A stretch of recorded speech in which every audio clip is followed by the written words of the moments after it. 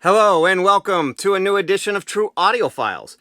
We are going to do another sound quality shootout today. This is going to be part one of two parts because it is a huge undertaking and it's going to be a lot of work. Already has been. I've only been able to tackle about half of it so far this week. But we'll get into that a little bit more. I mean, you already know what it is because you've seen the information in the description. Before I get too deep into the sound quality shootout, I wanted to show my new purchases for this week.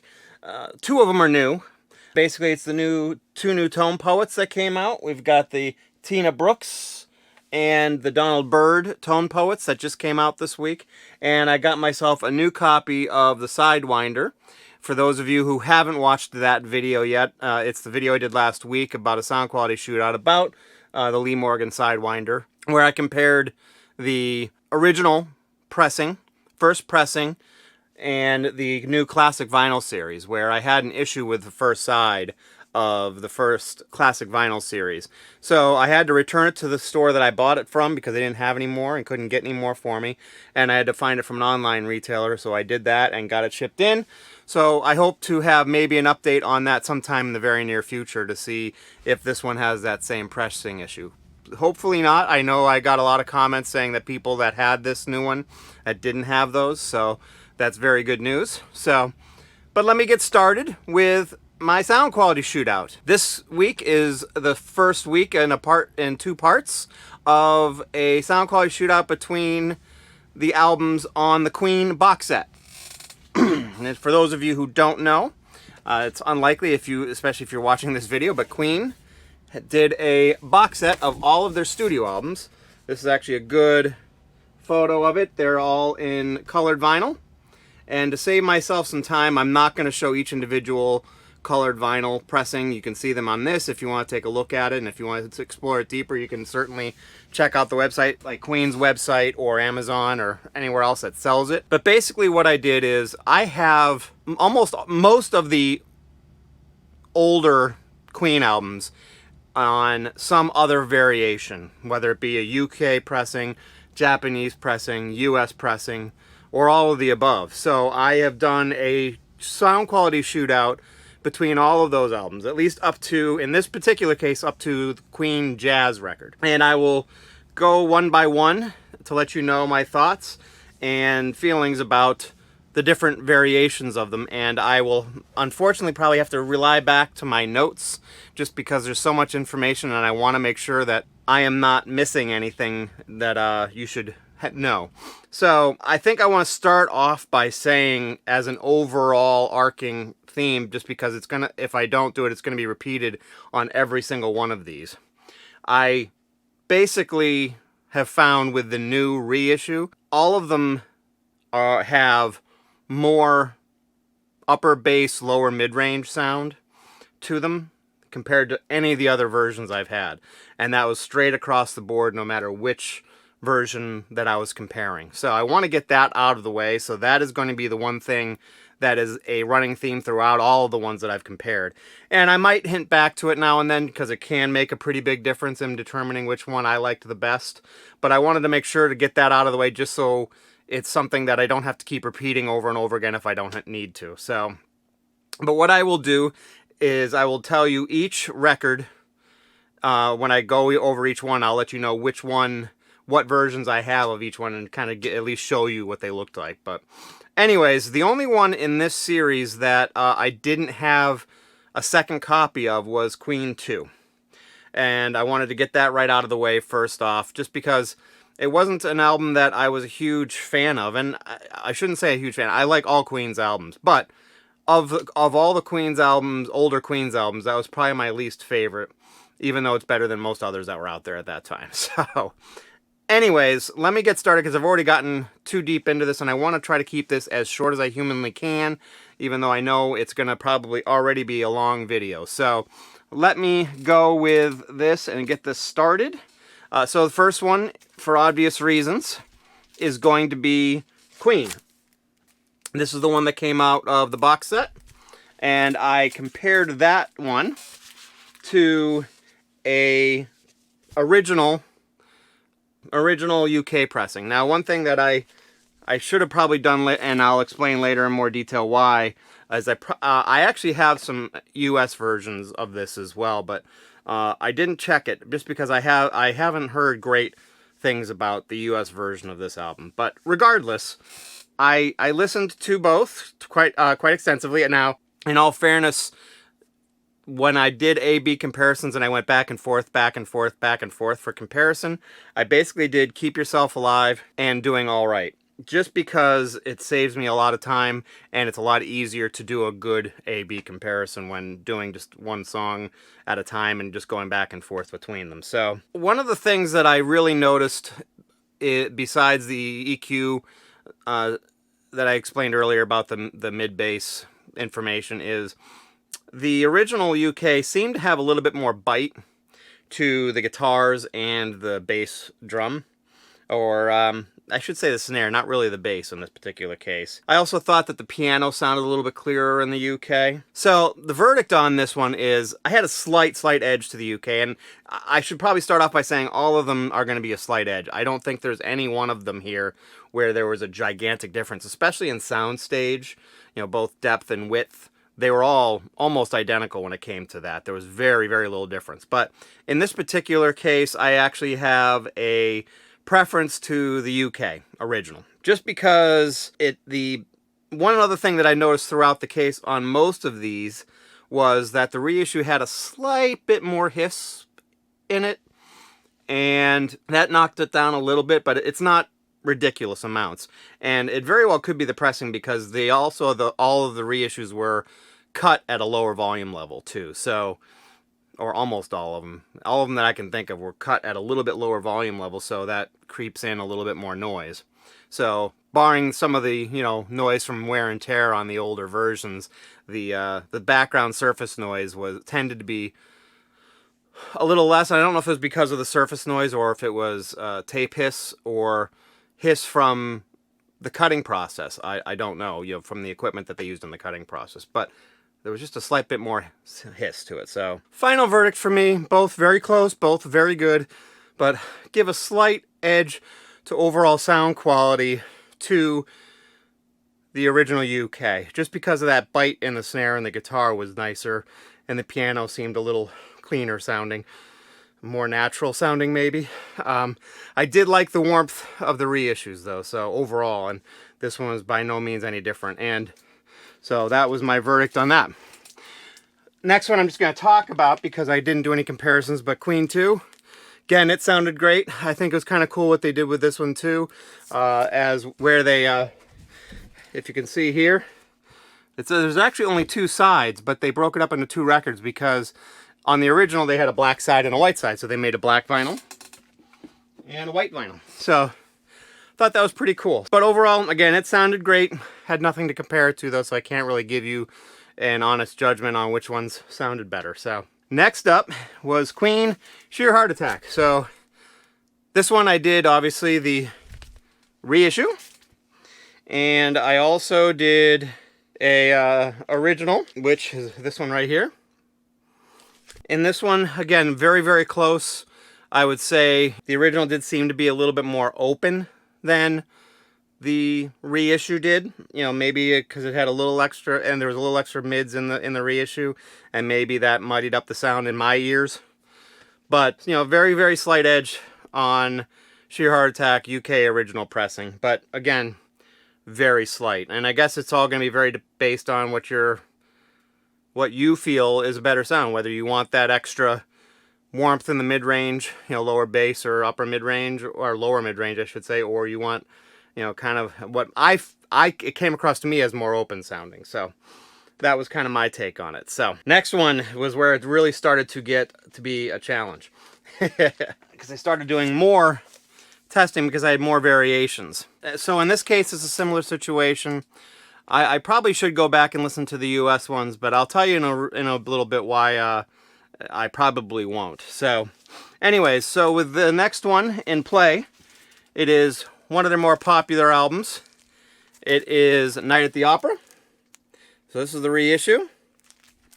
And I also tested out the original master recording Mofi reissue back down in the 80s, I believe it was. And I also tested out the UK. It's an early pressing. I can't say if it's a first pressing, but it's definitely, I believe, a 70s pressing of it. So my take on this one is basically the original UK and Mofi sounded really, really close. There was very little difference. Maybe a little bit less surface noise on the Mofi than the original UK, but they were super, super close, and I had a really hard time differentiating between the two of them in terms of sound quality difference. Maybe if I had a more high-tech way of doing the A-B comparison where I could quickly go back and forth, I might be able to find a difference, but it was very, very minor. But in this case, I would actually like the reissue a little bit more, surprisingly enough. And again, not by much, but because of that, more bass and the lower mid-range tone to it, it gave the vocals and drums a little bit more of a naturalness to them and just a better richness to them. So that's why I liked it. But again, all of them just sounded great. And, again, the reissue had a tiny bit more hiss in it. So that was my take on it. So next up, we're going to go to A Day at the Races. And on this one, I kind of went all out to a certain extent. I have the original or early US pressing here. I did actually test that one out. I have a Japanese pressing. And I thought that I had a UK too. I don't know where it is, but I know that I had a UK pressing too, but I didn't bring it out here for the visuals. But I did test an original UK pressing also. And then here's the reissue as well. So I actually didn't do a UK pressing, going back looking at my notes. So I had a US pressing, a Japanese pressing, and then the reissue. And basically on this, the original US definitely had more surface noise, but that could have just been because of use.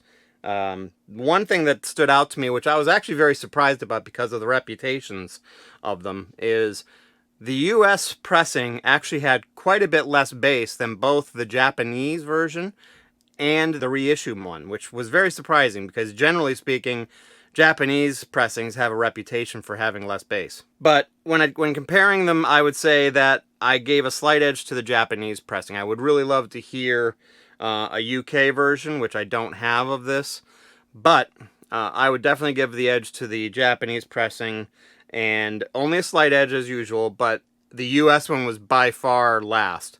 So that's part of the reason why I kind of tended to stay away from the US pressings on a lot of the earlier reissues. Or sound quality checkups. But if you guys know of any differences on the earlier albums where the US sounded as good or better than the UK's or the reissues, let me know in the comments section. So next up was Queen News of the World. One of my favorites as a child, I think mainly because of the cover. But so that was the reissue. I also have a original UK right here, and I also have an original US, which interestingly enough has a slightly different tinge to the color of the cover. Then I also have, basically it's from this box set, the 40th anniversary edition of News of the World. And it is an interesting version. It is a all analog cut done in 2017 after the remasters of the Queen box set. So I did a sound quality shootout of all four of those. And this one had some surprising results for me. One thing that I did notice is the US and the UK originals were very, very close. The one thing I did notice also is on the reissue, I did Get Down, Make Love on this one, is the main one that I went back and forth on because there's so many elements to that. But when all of the instruments came in, it seemed like everything kind of got a little bit muddled on the reissue in comparison to the others, where it still did it on the other versions, but it was much more noticeable on the 2015 reissue from the box set than it was on all the other versions. Also, the bass drum didn't seem as punchy on the 2015 in comparison to the other ones. So basically, in order of how I feel on these, I would say I give basically it's the original US and UK. They're both very similar. I think they were cut both by Sterling, so they're going to probably be the same. And then a slight edge of that over the 2017, a slight edge over the 2015 for the 2017. So in this case, the reissue was, you know, the last on the list, but not by much. Again, they all still sounded phenomenal, and it takes a lot of going back and forth. And I did do a ton of going back and forth on this one, especially to try to figure out which one I liked best. So that one was probably the most difficult one, because there are elements to all of them that are nice, that I liked. And some, you know, like for example, the 2015, again, the mid bass and the upper bass, lower mid range tone was nicer, I think, on it than compared to the other ones. But then, you know, when the Get Down Make Love, when all the instruments came in kind of near maybe a third of the way in, things seemed to get lost a little bit. It didn't seem to have the clarity that the other ones did. So anyway, so that's that. Last one that I did for this round was jazz. So this is the reissue. Also have the original UK. And here is the original US. I actually have a sealed version of the US that I'd love to break out, and I'll explain why in a second. And then I have an original Japanese pressing. So again, I had 4 of them I had to go through, which once you start getting beyond 2 or 3 albums, it starts to get really challenging. But anyways, on this one, the Japanese, the US, and the UK all were very, very close and very similar. I also noticed that there was a little bit of a sibilance on the Japanese, US, and UK versions, with a slight bit more on the Japanese one, surprisingly enough. But, you know, tonal quality, soundstage, everything else was almost identical on the Japanese, US, and UK versions. But the UK and US and Japanese versions all definitely had a punchier bass to them. But because of the way the reissues were EQ'd, which were all very similar when comparing all of them as a whole entity, the bass drum on this was definitely much more pronounced, and I liked it better. And overall, the vocals were cleaner because you didn't have that sibilance.